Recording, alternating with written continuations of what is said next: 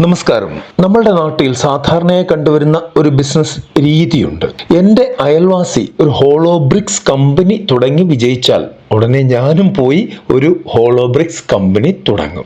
അല്ലെങ്കിൽ ജംഗ്ഷനിൽ ഒരു ഷവർമ്മ കട നല്ല തിരക്കിലാണെന്ന് കണ്ടാൽ തൊട്ടടുത്ത് തന്നെ ഞാനും വേറൊരു ഷവർമ്മ കട തുടങ്ങും. ഇതിനെയാണ് നമ്മൾ കോപ്പി പേസ്റ്റ് ബിസിനസ് എന്ന് വിളിക്കുന്നത്. എന്നാൽ സത്യത്തിൽ വിജയിച്ച ഒരു ബിസിനസ് മോഡൽ അതേപടി കോപ്പി ചെയ്യുന്നതിനേക്കാൾ വിജയ സാധ്യതയുള്ളത് നമ്മളുടെ നാട്ടിൽ അത്യാവശ്യമുണ്ടായിട്ടും ആരും ചെയ്യാത്ത കാര്യങ്ങൾ കണ്ടെത്തി അത് ബിസിനസ് ആക്കുമ്പോഴാണ്. ഇതിനെയാണ് ബിസിനസ് ലോകത്ത് ഗ്യാപ്പ് ഇൻ ദ മാർക്കറ്റ് എന്ന് പറയുന്നത്. അതായത് വിപണിയിലെ വിടവുകൾ കണ്ടെത്തുക. ഇന്നത്തെ വീഡിയോയിൽ കേരളത്തിൽ വിജയിക്കാൻ സാധ്യതയുള്ള എന്നാൽ അധികം ആരും ശ്രദ്ധിക്കാത്ത അത്തരം 5 ബിസിനസ് മേഖലകളെ കുറിച്ചാണ് നമ്മൾ സംസാരിക്കുന്നത്. ഒന്നാമതായി നമ്മൾ ശ്രദ്ധിക്കേണ്ടത് കേരളത്തിലെ മാറിക്കൊണ്ടിരിക്കുന്ന ജനസംഖ്യയാണ്. നമുക്കറിയാം, കേരളത്തിൽ പ്രായമായവരുടെ എണ്ണം കൂടിക്കൊണ്ടിരിക്കുകയാണ്. മിക്ക വീടുകളിലും മക്കൾ വിദേശത്തോ അല്ലെങ്കിൽ അന്യ സംസ്ഥാനങ്ങളിലോ ആയിരിക്കും. നാട്ടിൽ മാതാപിതാക്കൾ തനിച്ചായിരിക്കും. ഇവർക്ക് പണത്തിന് ബുദ്ധിമുട്ടുണ്ടാവില്ല, പക്ഷെ സഹായത്തിനാണ് ആളില്ലാത്തത്. ഇവിടെയാണ് എൽഡർലി കെയർ അസിസ്റ്റൻസ് എന്ന ബിസിനസിന്റെ സാധ്യത. ഇത് വെറും ഒരു ഹോം നഴ്സിംഗ് സർവീസ് അല്ല, മറിച്ച് പ്രായമായവർക്ക് ആശുപത്രിയിൽ പോകാൻ കൂട്ടുപോകുക, ബാങ്കിലെ ആവശ്യങ്ങൾ നടത്തി കൊടുക്കുക, മരുന്നുകൾ വാങ്ങിച്ചു കൊടുക്കുക, അല്ലെങ്കിൽ അവർക്ക് സംസാരിച്ചിരിക്കാൻ ഒരു കൂട്ട് നൽകുക തുടങ്ങിയ സേവനങ്ങളാണ് ഇതിൽ വരുന്നത്. വിശ്വസ്തരായ ആളുകളെ വെച്ച് ഒരു ചെറിയ ടീം ഉണ്ടാക്കിയാൽ വിദേശത്തുള്ള മക്കൾക്ക് വരിസംഖ്യ അടിസ്ഥാനത്തിൽ ഈ സേവനം നൽകാൻ പറ്റും. മാതാപിതാക്കൾ സന്തോഷമായി ഇരിക്കാൻ മക്കൾ എത്ര രൂപ മുടക്കാനും തയ്യാറാണ്, അത് നിങ്ങൾക്കറിയാം.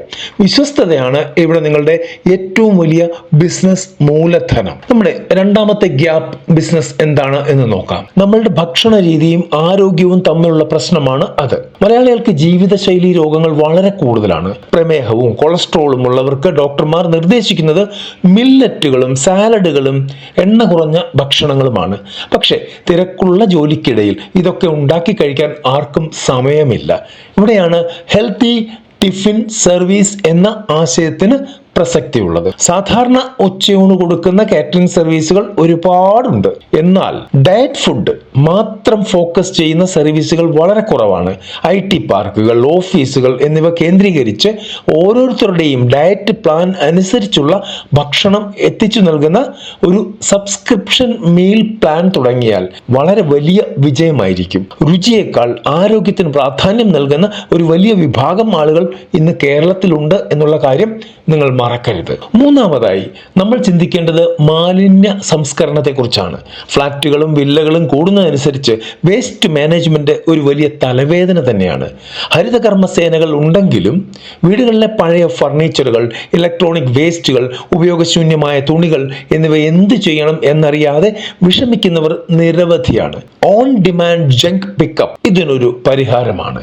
ഒരു ഫോൺ കോൾ ചെയ്താൽ വീട്ടിൽ വന്ന് വേസ്റ്റ് തരംതിരിച്ചു കൊണ്ടുപോവുകയും അതിൽ റീസൈക്കിൾ ചെയ്യാൻ പറ്റുന്നവ വിറ്റ് കാശാക്കുകയും ചെയ്യുന്ന ബിസിനസ്സാണിത്.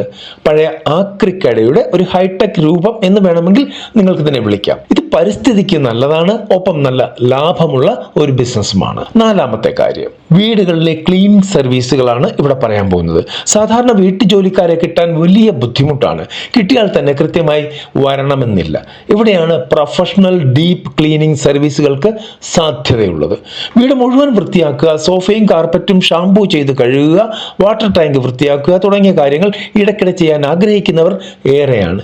ഇതിനായി പ്രത്യേകം മെഷീനുകളും യൂണിഫോം ധരിച്ച പ്രൊഫഷണൽ സ്റ്റാഫുകളും ഉള്ള ഒരു ഏജൻസി തുടങ്ങിയാൽ, പ്രത്യേകിച്ച് നഗരപ്രദേശങ്ങളിൽ ഇതിന് വലിയ ഡിമാൻഡാണ്. വിശ്വാസ്യതയും കൃത്യനിഷ്ഠയും ഉണ്ടെങ്കിൽ വായ്മൊഴി, അതായത് വേർഡ് ഓഫ് മൗത്ത് പ്രചരണത്തിലൂടെ തന്നെ നിങ്ങൾക്ക് നല്ല കസ്റ്റമേഴ്സിനെ കിട്ടും. അഞ്ചാമത്, അതായത് അവസാനമായി, പെറ്റ് കെയർ അഥവാ വളർത്തു മൃഗങ്ങളുടെ പരിപാലനം. പണ്ടത്തെ പോലെയല്ല, ഇന്ന് ലക്ഷങ്ങൾ വിലയുള്ള നായകളെയും പൂച്ചകളെയും വളർത്തുന്നവർ കേരളത്തിൽ കൂടി വരികയാണ്. പക്ഷെ ഇവർക്കൊന്ന് ടൂറോ അല്ലെങ്കിൽ ഒരു കല്യാണത്തിനോ ഒക്കെ പോകണമെങ്കിൽ ഇതിനെ നോക്കാൻ ആളില്ലാത്ത അവസ്ഥയാണ്.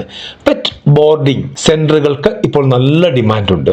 മൃഗങ്ങളെ സ്നേഹിക്കുന്ന ഒരാളാണെങ്കിൽ വീടിനോട് ചേർന്ന് തന്നെ കുറഞ്ഞ സ്ഥലത്ത് ഇത് തുടങ്ങാവുന്നതാണ്. കൂടാതെ ഡോഗ് ഗ്രൂമിംഗ്, ട്രെയിനിങ് എന്നിവയും ഇതിന്റെ കൂടെ ചെയ്യാവുന്നതാണ്. ഇപ്പോൾ നമ്മൾ കണ്ട ഈ 5 ഐഡിയകളിലും കോടികളുടെ മുതൽ മുടക്ക് ആവശ്യമില്ല.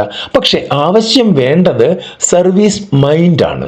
മറ്റുള്ളവർ ചെയ്യുന്നത് കണ്ണുമടച്ച് കോപ്പി അടിക്കാതെ നിങ്ങളുടെ നാട്ടിൽ, നിങ്ങളുടെ ചുറ്റുവട്ടത്ത് ആളുകൾ ഏറ്റവും കൂടുതൽ ബുദ്ധിമുട്ടുന്നത് എന്ത് കാര്യത്തിനാണെന്ന് നിരീക്ഷിക്കുക.